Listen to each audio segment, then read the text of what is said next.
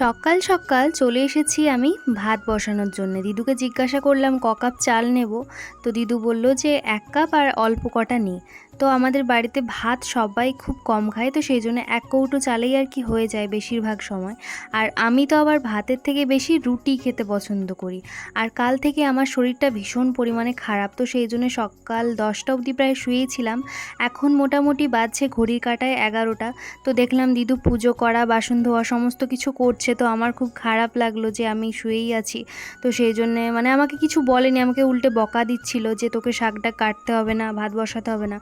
তো যদি তখন শুনতাম তাহলে ভালো হতো। তো আজকে কি হয়েছে, শাকটা কাটতে কাটতে আর কি আমার হাতটা কেটে গিয়েছে। আর এই যে এতগুলো লঙ্কা দেখতে পেলে, এইগুলো কিন্তু রোদে দেওয়া হয়েছিল। আর আজকে বহুদিন বাদে কিট্টুকে ছেড়েছি বাইরে, কারণ একটা ঘরের মধ্যে থাকতে সবাইকে একদম ভালো লাগে না। আর আমার ঠাকুমার সবজি বাগানে আর কি ছেড়ে দিয়েছি ওকে। আর ওই যে তোমাদের বললাম আজকে আমার শরীরটা খারাপ, তো সেই জন্য আজকে একদম পাতলা করে মুসুরের ডাল হচ্ছে, আর মাছের ভাজা, আর তার সঙ্গে আলু সেদ্ধ আর শাক ভাজা। আজকে আর কিছুই রান্না করছি না। আর এইবার গিয়ে একটু শোবো আর কি, কারণ মাথাটা ভীষণ পরিমাণে ধরে আছে। আর সকাল থেকে আজকে আবার ওর সঙ্গে কথা হয়নি, ওকে ফোন করব, দেখি কি হয়, কারণ ব্যস্ত থাকে তো ফোনও করা যায় না ওকে।